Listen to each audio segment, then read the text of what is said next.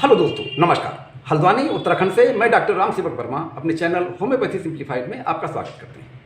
दोस्तों, आज की इस वीडियो में हम बात करेंगे महिलाओं में होने वाली एक खास बीमारी ब्रेस्ट ट्यूमर के बारे में। मेडिकल टर्मिनोलॉजी में इसे फाइब्रोएडेनोमा कहते हैं। आम बोलचाल की भाषा में इसे ब्रेस्ट ट्यूमर, ब्रेस्ट मास, फाइब्रोसिस्टिक ब्रेस्ट या स्तन की गांठें, स्तन की गिल्टियाँ, स्तन के गठाने आदि कई नामों से जाना जाता है। दोस्तों, दुनिया में कैंसर के केस लगातार बढ़ रहे हैं।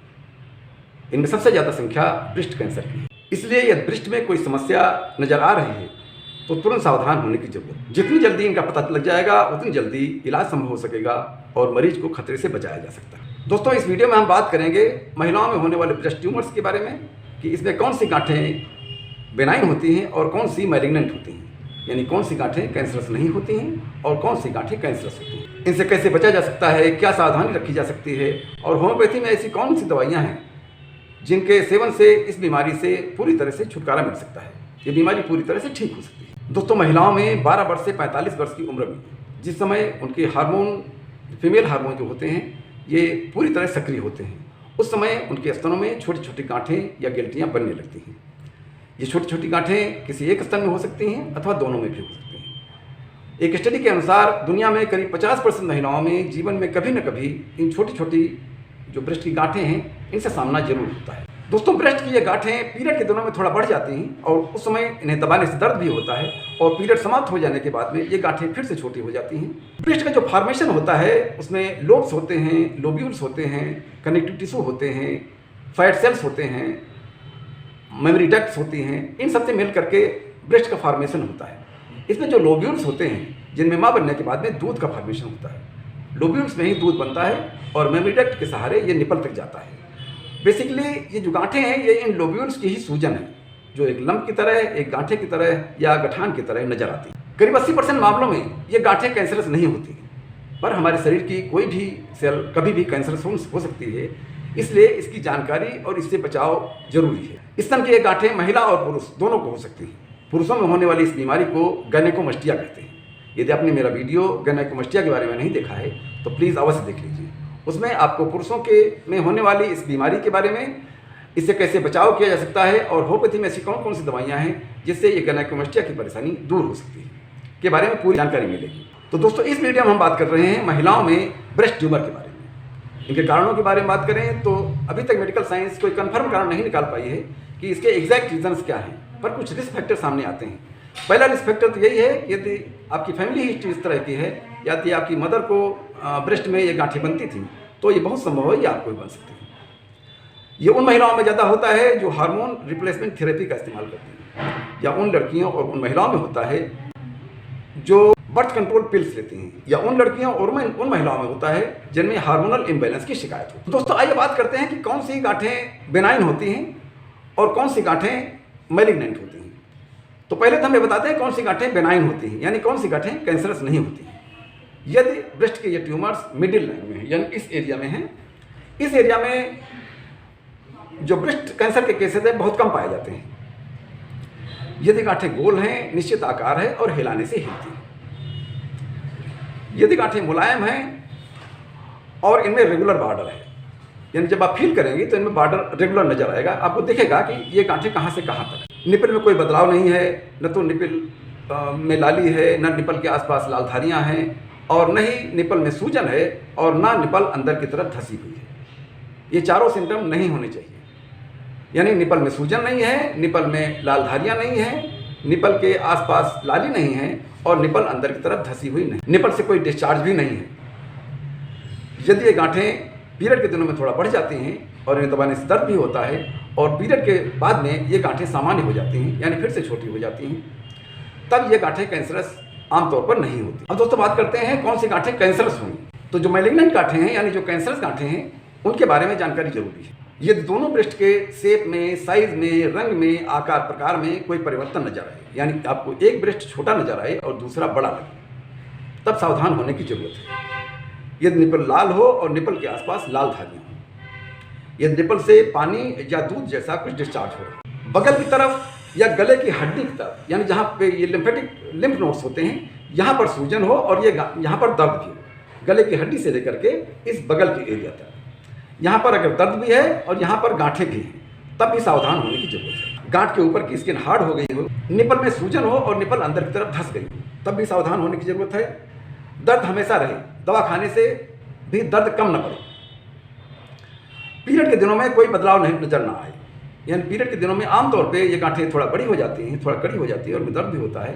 पर इस केस में जब गांठें कैंसरस होती हैं तब इन गांठों में पीरियड के दिनों में कोई बदलाव नहीं आता। यदि इन गांठों का कोई रेगुलर बॉर्डर नहीं है, ये गांठें स्टोनी हार्ड हैं और फील करने पर ऐसा लगता है कि अंदर काफ़ी दूर तक है, ऐसा लगता है कि ये गांठें कहीं किसी बड़े आर्गन से जुड़ी हुई हैं, तब सावधान होने की जरूरत है। यदि ब्रेस्ट में कोई डिम्पल है, यानी ब्रेस्ट कई जगह पर धंसी हुई है, कई जगह पर दबी हुई है, या ये लिम्फ नोड्स सूजे हुए हैं, गले की हड्डी से लेकर के इस बगल के इस एरिया तक, बगल के में भी दर्द हो, बगल के जो लिम्फ नोड्स हैं इनमें भी सूजन हो और दर्द हो, तब सावधान होने की जरूरत है। यदि गिल्टियाँ स्टोनी हार्ड हो, रेगुलर बॉर्डर ना हो, यह हिलाने से हिलती ना हो, तो और आपके परिवार में कैंसर की हिस्ट्री भी हो, तो तुरंत सावधान हो जाने की जरूरत है। तुरंत अपने डॉक्टर से मिलें, वो इसकी जांच करा सकते हैं, इसमें एफएनएसी करा सकते हैं। एफएनएसी का मतलब है फाइन नीडल एस्पिरेशन साइटोलॉजी। इसमें एक इंजेक्शन के जरिए आपके जो ब्रेस्ट में गांठ है उसका थोड़ा सा ब्लड निकालेंगे और इसको बायोप्सी के लिए भेजेंगे। बायोप्सी से पता चल जाता है कि ये जो ट्यूमर है ये कैंसरस है अथवा नहीं, या उसका मैमोग्राफी करा सकते हैं। मैमोग्राफी भी एक तरह का एक्सरे है, उसमें पता चल जाता है कि ये गांठें कैंसरस हैं अथवा नहीं। तो दोस्तों अब इसके बचाव के बारे में जरा बात करते हैं। तो एक तो हमारे देश में महिलाओं में अपने स्वास्थ्य के प्रति जागरूकता की कमी है। उन्हें परिवार में सबके स्वास्थ्य की जानकारी होती है, किसी को छींक भी आएगी तो तुरंत डॉक्टर के पास भागेंगे, लेकिन अपनी समस्याओं को वो लगातार दबाते रहते हैं।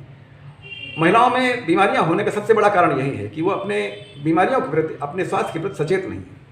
उन्हें सचेत होने की जरूरत है। तो सभी लड़कियों और सभी महिलाओं से मेरा निवेदन है कि महीना शुरू होने के 7वें दिन अपनी स्वयं जांच करें, अपने लिए 5 मिनट का समय जरूर निकालें। शीशे के सामने खड़े होकर के ये गौर से देखें कि आपके दोनों स्तनों के आकार, प्रकार, रंग में कोई परिवर्तन तो नहीं है, यानी एक स्तन छोटा और दूसरा बड़ा दोनों महसूस हो। अपनी चारों उंगलियों से स्तनों के ऊपर घुमाते हुए ये फील करें कि कहीं पर कोई छोटी से छोटी गांठ, गिल्टी, लंप तो नहीं है, भले ही इसमें कोई दर्द हो रहा हो अथवा ना हो रहा हो। बगल से लेकर के गले की हड्डी तक जरूर देखें कि यहाँ पर कोई दर्द तो नहीं है, ये लिम्फ नोड्स में यहाँ की हड्डी तक कोई दर्द तो नहीं है, और इसमें कोई छोटी से छोटी गांठ, गिल्टी या लंप तो नहीं महसूस हो रहा। ये जरूर देखें कि कोई गांठ, गड्ढा, सूजन तो नहीं महसूस हो रही है। निपल में कोई सिम्टम तो नहीं है, निपल लाल तो नहीं है, निपल में सूजन तो नहीं है, निपल अंदर की तरफ धंसी हुई तो नहीं है, या निपल से कोई डिस्चार्ज तो नहीं है, निपल से कोई पानी या दूध जैसा कुछ रिसाव तो नहीं है। इस बात का जरूर ध्यान रखिए। निपल का रंग लाल या निपल में लाल धारियां तो नजर नहीं आ रही। हर महीने आपकी यह जांच आपको किसी बड़े खतरे से बचाए। यदि कोई परिवर्तन या उपरोक्त लक्षण नजर आए तो तुरंत अपने डॉक्टर से संपर्क करें, वे इसकी जांच कराएंगे और जितनी जल्दी हो सकेगा उतनी जल्दी इसका निदान संभव हो सके। यदि आपके स्तन में किसी तरह की गांठ या गिल्टी है जो स्टोनी हार्ड है और आपके परिवार में कैंसर की हिस्ट्री भी है, यानी आपके परिवार में कभी ना कभी कोई ना कोई कैंसर हुआ था या हुआ है, तो आपको तुरंत सावधान हो जाने की जरूरत है। अब इसके इलाज के बारे में बात करते हैं। तो दोस्तों हमारा तो हमेशा की तरह ये सुझाव रहेगा कि आप अपने पड़ोस के होम्योपैथी डॉक्टर साहब पास जाएं, उन्हें अपने लक्षण बताएं, वे आपके लक्षणों को समझेंगे और यदि जरूरी हुआ तो कोई आपके टेस्ट कराएंगे और जो उचित समझेंगे वो दवाई देंगे, उससे आपको आराम होगा। हम अपने यहाँ इस बीमारी की जो दवाइयाँ देते हैं स्तन की गांठों को गलाने के लिए, उनके बारे में हम बात करते हैं, जिनसे ये बीमारी पूरी तरह से ठीक हो जाती है और दोबारा से ये गांठें नहीं बनती। तो इसमें पहली दवाई देते हैं कार्सिनोसिनम 1M। कार्सिनोसिनम 1M कैंसर की एक प्रिवेंटिव मेडिसिन है। यदि आपके परिवार में कैंसर की हिस्ट्री है तब भी, और यदि नहीं है तब भी, हर 15 दिन में एक बार इसकी 4 बूंदें या 4 गोलियां जरूर लेते रहें। इसकी दूसरी दवाई है थूजा 1M। चूँकि एक तरह की ओवर ग्रोथ है तो थूजा 1M की 4 गोली या 4 बूंद दवा रोजाना सवेरे लेनी। इसकी अगली दवाई है Calcarea floor 6X। Calcarea floor 6X भी गांठों को गलाने के लिए बहुत मशहूर दवाई है। इसकी 4 गोलियां दिन में 4 बार लेनी है। 4 गोली सवेरे, 4 गोली 11 बजे, 4 गोली 4 बजे और 4 गोली शाम को। इसकी अगली दवाई है कोनियम मैक 30। यदि गांठें स्टोनी हार्ड हैं, बहुत कड़ी हैं और इनमें दर्द भी है, तो कोनियम मैक 30 की 4 बूंदें या 4 गोलियां दिन में 3 बार लेनी है। इसकी नेक्स्ट दवाई है रेक्वेक जर्मनी की R17 नंबर। इस दवा की 1/4 कप पानी में 10-10 बूंदें दिन में 3 बार लेनी है। आप 2 महीने के अंदर महसूस करेंगे कि आपकी जो छोटी-छोटी गांठें थी वो डाइल्यूट हो गई हैं और जो बड़ी गांठें थी वे छोटी हो गई हैं। और लगातार आप इन दवाइयों का सेवन करेंगे 4 महीने तक, तो ये गांठें पूरी तरह से गायब हो जाएंगी, पूरी तरह से डाइल्यूट हो जाएंगी। आपके जो ब्रेस्ट हैं वो नॉर्मल साइज में आ जाएंगे और आप पूरी तरह से स्वस्थ महसूस करेंगे। दोबारा से ये गांठें रिप्लेस नहीं करेंगी। लेकिन ये दवाई लगातार 4-5 महीने लेनी पड़ेगी। 4-5 महीने लेने के बाद में आप इस खतरे से बाहर हो जाएंगे। तो दोस्तों, ये था मेरा वीडियो ब्रेस्ट ट्यूमर के बारे में।